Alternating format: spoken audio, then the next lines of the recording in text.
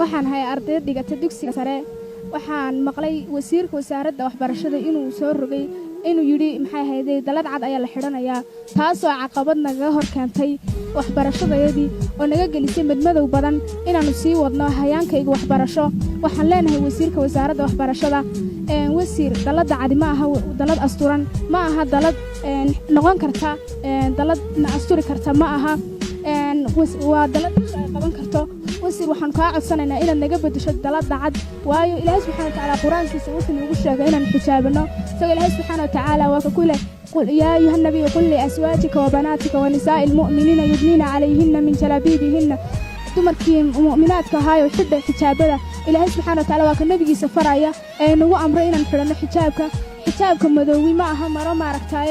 caqabad nagu keentay ama aan maaragtay wax naga hor keentay marada xijaabka ah ee madoowi waa maraan xidhnayn muddo badan waxaanu xidhnayn ilaa dugsigeegii hoose ilaa dugsigeegii sare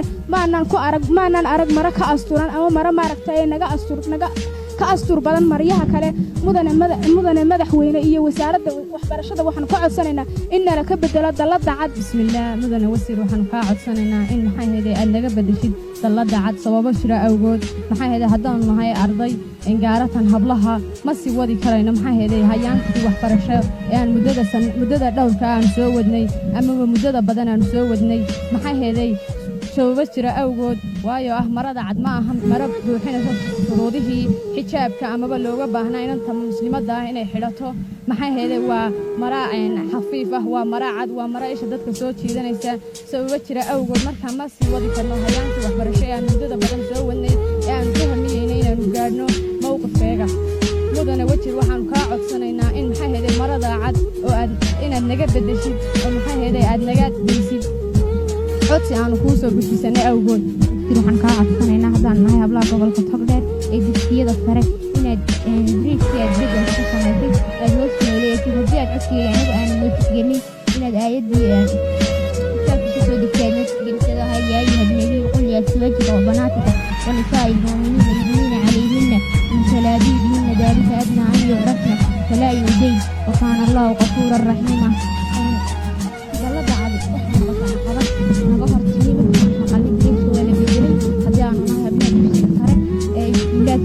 gobolka Togdheer caqabadahaas oo ah inta dalad markaa inanta xirato halkaas ayaa laga arkayaa maridii ku weysay amaba maxay fiirihi inanta oo kale markaas midaan aayadda notigelin haddii aad anaga codkiyay notigelin bismillaah aniga ah ardayad ka tirsanaya dugsiyada sare ee gobolka Togdheer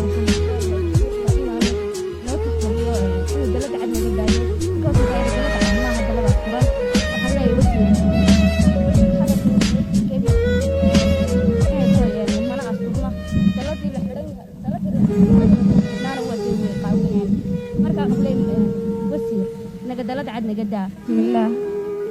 والصلاة والسلام على من لا نبي بعده